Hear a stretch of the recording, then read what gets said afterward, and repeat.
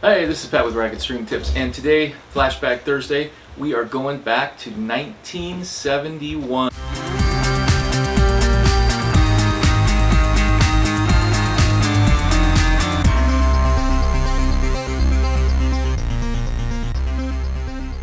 And 50 years ago, and I got some fun stuff today. So, first off, average income 1971 was $10,000. Gas was 40 cents.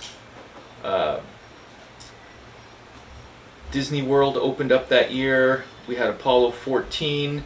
The Soviets had their first space station, and the average house cost $5,000. A gallon of petrol was 33 cents, and an Etch-a-Sketch was $2.83. All right, we are going back to World Tennis 1971, and so the reason I got this, I thought, well, it would be kind of fun to go back, see what's in here related to tennis stringing, and see if there's anything that might be interesting. Well, so first off, we have, of course, Victor genuine gut strings. That was the big string back then, and I was hoping that I was going to find a bunch of tennis ads for tennis strings and that kind of thing to kind of get an idea of, like, okay, so what were some of the strings available back in 1971.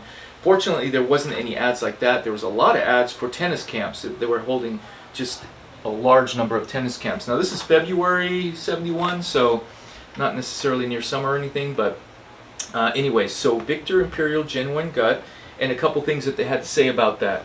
So it says here, when I pay up to $20 for stringing of Victor Imperial, why should I settle for less than the 60 to 62 pound tension at which this string delivers top speed with control? Okay, so again, so apparently back then, 1971, you could spend as much as $20 to have a racket strung, and of course that did not include the gut, because a couple lines down it says that you can, suppose I play tennis just for fun and not for trophies.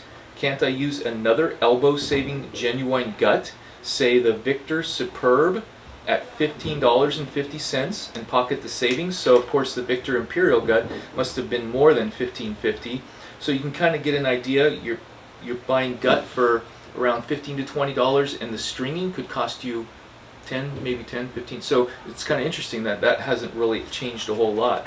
So that was kind of an interesting ad. And of course, 1971 was a time between wood rackets and also steel rackets, and then some aluminum rackets started to come out. I mean, I know if we're talking Jimmy Connors, 1983, had his T2000 steel racket, but in 1971, wood rackets still were predominantly the racket, it sounded like, and the steel rackets. There's actually an article in this tennis magazine with the article, Metal Fatigue and Steel Rackets. So I read that article, and it was interesting because they're talking about, okay, so should we be switching from wood rackets to something like steel rackets?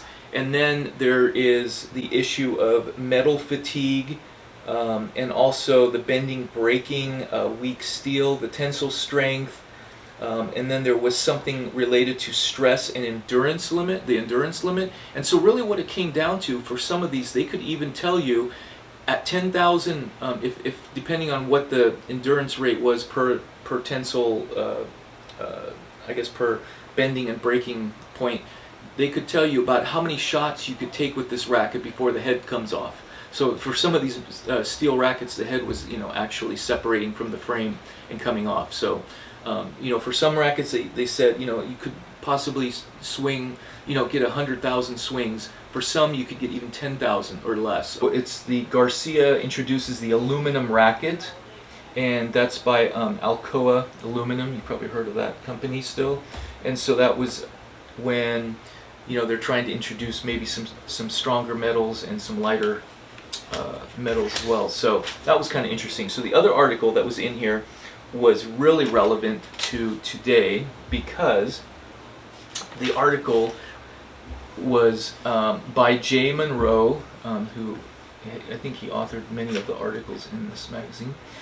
Do tightly strung rackets give you more control, and do loosely strung rackets give you more power? Okay, that was the article, and it's funny because that's the article that, I mean, that's the argument that we use today, right? The tighter that you string, the more control you have. The looser that you go, right, the more power that you have up to a certain point, right? And back here, they were also trying to make that point, but there was actually a lot of people still refuting that. They were saying that actually that's not the case, because you must be crazy. That doesn't make any sense.